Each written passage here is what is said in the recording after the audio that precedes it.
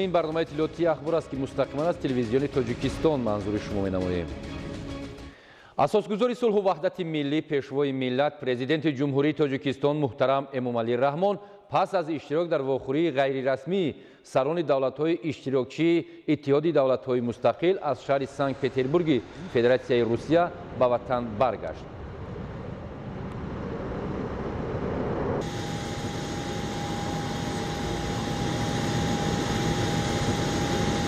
در فرودگاه بین المللی دوشنبه پرزیدنت جمهوری تاجیکستان محترم امامعلی رحمان را رئیس مجلس نمایندگان مجلس عالی جمهوری تاجیکستان، سروزیر جمهوری تاجیکستان، معاون یکم راهبر دستگاه اجرایی پرزیدنت جمهوری تاجیکستان و دیگر شخصان رسمی استقبال گرفتند. اساسگذار صلح و وحدت ملی پیشوای ملت پرزیدنت جمهوری تاجیکستان محترم امامعلی رحمان در واخوری غیررسمی سران کشورهای اعضای اتحاد دولت‌های مستقل که در شهر سنت پترزبورگ فدراسیای روسیه برگزار گردید اشتراک نمودند. در همایش سران دولت‌های اعضای اتحاد دولت‌های مستقل امامعلی رحمان، ایلهام علیف، نیکول پاشینیان، الکساندر لوکاشنکو، قاسم ژامارت توکایف، ولادیمیر پوتین، شوکت میرزیویف و سردار بردیمحمدов اشتراک کردند. در جریان ملاقات سران دولت‌ها اوید به مسئله‌های تحکیم منبعده همکاری گوناگون جنبه دولت‌های اعضای اتحاد مبادله افکار نموده روزنامه جلسه قریب الوقوع شورای سران دولت‌های اعضای اتحاد دولت‌های مستقل در شهر آستانه و مسائل علاهیده روزنامه منطقوی و بین المللی مورد احترام طرفین را بررسی نمودند.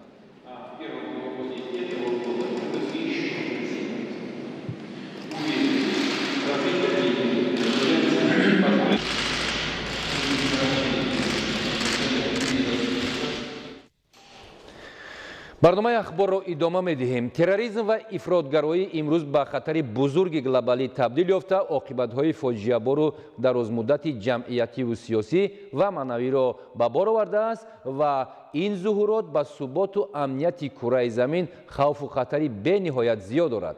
تشبس‌های تاجیکستان اوید به حل مسئله‌های امنیتی از جمله مبارزه با تروریسم، اکستریمیسم و گردش غیرقانونی مواد مخدر در سطح ملی، منطقوی و بین المللی از جانب کل کشورهای جهان هم‌آوازی و دستگیری یافته نقش کشور ما در سمت مبارزه با این خطر زمان معاصر بی‌سابقه است. گزارش در این خصوص.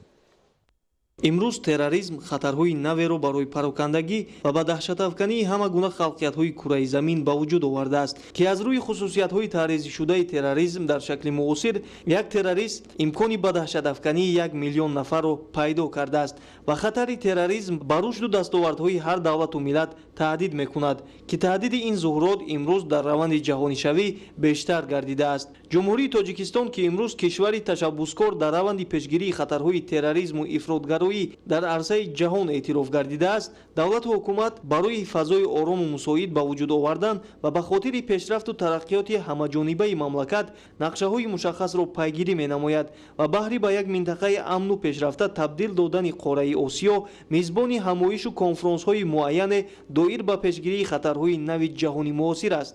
18 ва 19 октябри соли равон дар шаҳри душанбе баргузории конфронси байналмилалии сатҳи баланд таҳти унвони ҳамкории байналмилалӣ ва минтақавӣ оид ба амният ва мудирияти сарҳад ҷиҳати муқовимат ба терроризм ва пешгирӣ аз ҳаракати террористҳо ба нақша гирифта шудааст. мавриди зикр аст ки конфронси мазкур дар ҳамкорӣ бо созмони милали муттаҳид, созмони амният ва ҳамкорӣ дар аврупо, иттиҳоди аврупо ва дигар шарикони байналмилалӣ баргузор гардида он идомаи мантиқии раванди душанбе ки моҳи майи соли 2019 зимни аввалин конфронси минтақавии дафтари зидди террористии созмони милали муттаҳид ки муштаракан бо ҳукумати ҷумҳурии тоҷикистон оғоз гардидааст маҳсуб меёбад.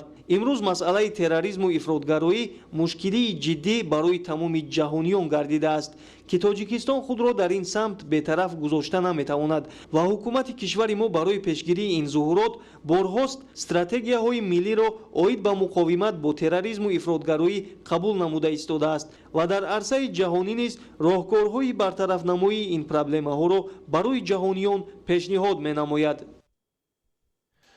با قرار رئیس شهر دوشنبه محترم رستم امومعلی در پایتخت مملکت آزمون شهری تو قلب تاجیکستان دوشنبه برگزار می‌گردد. آزمون با مقصد دریافت استعدادها، معرفی چهره‌های نو سخنور و سخندان، سرآیندگان و تشکل استعداد میان جوانان و نورسان. کارمندان تشکیلات و مؤسسه‌ها راه‌اندازی گردیده، آن زمان دور اول آن جریان دارد. ابوبکر شریفی گزارش می‌دهد.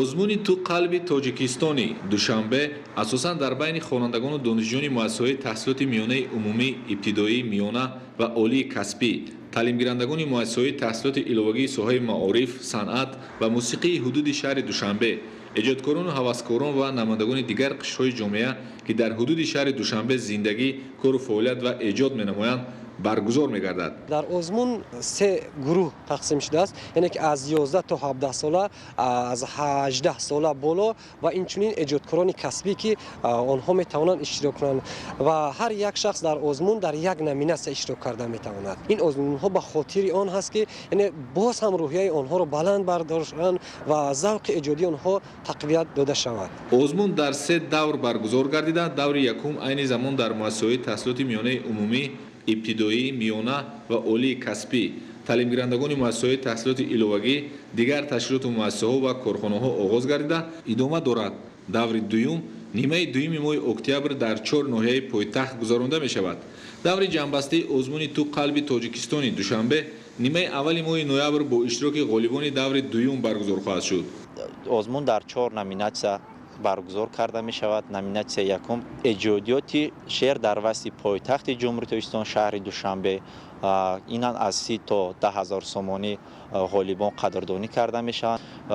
نامیناسیون دوم باشد قرائت شعری بهترین در وسط پایتخت جمهوری تاجیکستان شهر دوشنبه که از 3 جای عبارت است. جای یکم 30,000 سومانی، جای دوم 20,000 سومانی، جای سوم باشد 10,000 سومانی. نامیناسیون دیگر باشد سرودی بهترین در وسط پایتخت جمهوری تاجیکستان شهر دوشنبه که اشتراکچیان یا اینکه غالبان این دور از 50 تا 20,000 سومانی قدردانی کرده می شوند. و نامیناسیون چهارم باشد سرودی گروهی عمومی در وسط پایتخت جمهوری تاجیکستان شهر دوشنبه غالبان با مکافات پولی ها قدردانی کرده می شوند. هدف از برگزاری آزمون دریافت و معرفی چهره‌های نو سخنور و سخندانی دارای مهارت بلند راویگی و نطقی، سرایندگی آوازخوانی، بلند برداشتن مهارت اجرا کنندگی، تشکل استعداد و هنر نورسان و جوانان و دیگر قشرهای جامعه می باشد. اینچنین برگزاری آزمون برای فراهم آوردن شرایط مساعد ایجاد و پیشنهاد شعر و سرودهای تجسم کننده مرحله نو آبادکاری و سازندگی و رشد پایتخت مملکت شهر دوشنبه و در این زمینه احترام گذاشتن به تاریخ و فرهنگ ملی نقش نظررس خواهد گذاشت. ابوبکر شریفی، اهلدین کریم، صدی عبدالرحمن، اخبار. پخته یکی از محصولات اساسی صادراتی مملکت به حساب رفته در تاجیکستان به کشت و استحصال و کارکرد آن توجه خاصه ظاهر کرده می شود. در ولایت سو خوجه‌گیداران به جمع آوری حاصل این زراعت تکنیکی مشغولند. تا امروز در ولایت 71,315 تن پخته جمع آوری کردند که بیش از 55% دورنمای استحصال را در بر میگیرد. ناحیه اسپیتامه در جمع آوری حاصل پخته پیشرفت بوده. خوجه‌گیداران تلاش می نمایند تا حاصل زحمتشان را به تلف جمع آوری نمایند. گزارش گلچهره ستار. در ناحیه اسپیتامین 1568 خوجگی‌های دهقانی فعالیت می‌کنند که سهمداران آنها از کشت، پرورش و استحصال پخته درآمد خوبی اقتصادی می‌گیرند. کشاورزان با تجربه با استفاده از تخم‌های اعلی‌صفت وطنی و خارجی حاصلناکی این دوری گرانبها را از هر یک هکتار تا 40-45 سنتنری رسانیدند. با بلند شدن نرخ این زراعت تکنیکی در بازار جهانی هوسمندی دهقانان به استحصال با صفت آن خیلی زیاد شد و خرد و کلان امروز به صحرا برآمده برای سری وقت جمع‌آوری نمودن حاصل تلاش دارند. در خوجگی‌های کشاورزی ولایت سوخت 57,159 هکتار پنبه‌دانه کشت کرده شد که نسبت سال گذشته 7,841 هکتار زیاد است. منفیت بیشتر اقتصادی و اهمیت استراتژی این زراعت تکنیکی را به نظر گرفته پختکاران صاحب تجربه ناحیه اسپیتامین کشت پنبه‌دانه را به 6031 گکتار رسانیدند که با رعایت قاعده‌های اگرتکنیکی مقصد دارند از هر یک گکتارش حاصلناکی را به 50 سنتنری رسانند. موافق دورنما پختکاران ناحیه باید استحصال این اشیاء خام استراتژی را به 14,000 تن رسانند. طبق اطلاع به دست آمده خواجگیداران عین حال استحصال پخته را به 10,010 تن رسانیدند که به 71.7% نقشه برابر است. ما حاضر در ناحیه یک چند تخمی‌های اعلی‌صفت را کشت کرده ایستادیم که سورت‌های محلی می باشد و از خارجه نیز وارد شده تخمی‌های ترکی و خطایی حاضر در شرایط ما مطابق می باشد. از هر یک گکتار 40 تا 50 سانتی حاصل گرفته ایستادیم. رعایت درست اگرتکنیکای پرورش و ثمر مهنت یکدلانه است که امروز در بین پختکاران دیگر شهر و ناحیه‌های ولایت کشاورزان ناحیه اسپیتامین جای اول را صاحب گردیده سری وقت و بی‌تلف حاصل جمع‌آوری شده را به کارخانه‌های کارکردی پخته می‌سپارند. این عامل باعث می‌گردد که کارخانه‌های استحصالی با اشیاء خام تامین گردیده از کارکرد نهایی آن استحصال محصولات وطنی افزون، جایهای کاری برای ساکنان ناحیه بیشتر و از حساب فعالیت با ثمر کارخانه‌های صنعتی در بازار داخلی متا و دیگر محصولات استحصال خودی بیشتر گردد. با تامین اشیاء خام امروز جمعیت دارای مسئولیتش محدود 25 سالگی استقلالیت در ناحیه اسپیتامین که 8 اکتبر سال 2021 کارش را آغاز کرد امروز کارمندانش به فعالیت بافندگی و دوزندگی و روغن براری مشغولند و از حساب استحصال با صفت محصولات منفعت خوب اقتصادی به دست آورده در تامین بازار و غنی گردیدن بودجه ناحیه سهم می‌گذارند. باغ‌های میوه دهنده در ناحیه لخش تقریباً 1500 گکتار را تشکیل می‌نماید. جمع‌آوری میوه در این ناحیه کوهستانی مملکت آغاز گردیده است. نوروزشاه عزیزالله و بهرالدین اسامی‌دین از ناحیه لخش گزارش می‌دهند.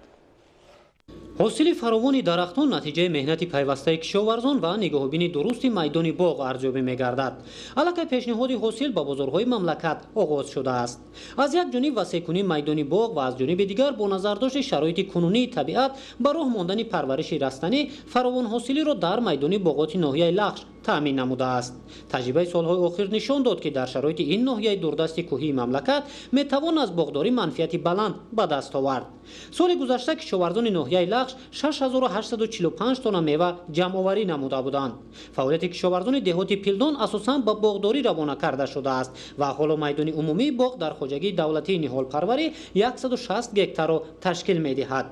امسال با نظرداشت وسیع شدن میدان باغ‌های حاصل دهنده و فراوانی میوه باغداران افزایش یافتن استحصال میوه را پیشگویی می‌کنند. سمت اساسی اهالی اساساً به ساحه باغداری و نگاهبین نهال روانه کرده شده است. در سال جاری نشونامه‌های نهال‌ها و حاصلبندی سیب‌ها در حالت خوب قرار داشته. عموماً بازارهای شهر دوشنبه و بازارهای تابع جمهوری را با میوه‌های تر و تازه تامین کردن امکانیت هست. وقتی جمع‌آوری حاصل است توجه به فرهنگ غنی زمینداری نیاگان امکان فراهم آورد که ساحه باغداری رشد کند و در شب و روز تجلیل از جشن مهرگان هدف کشاورزان در سمت بی‌تلف جمع‌آوری نمودن حاصل روانه کرده شده است.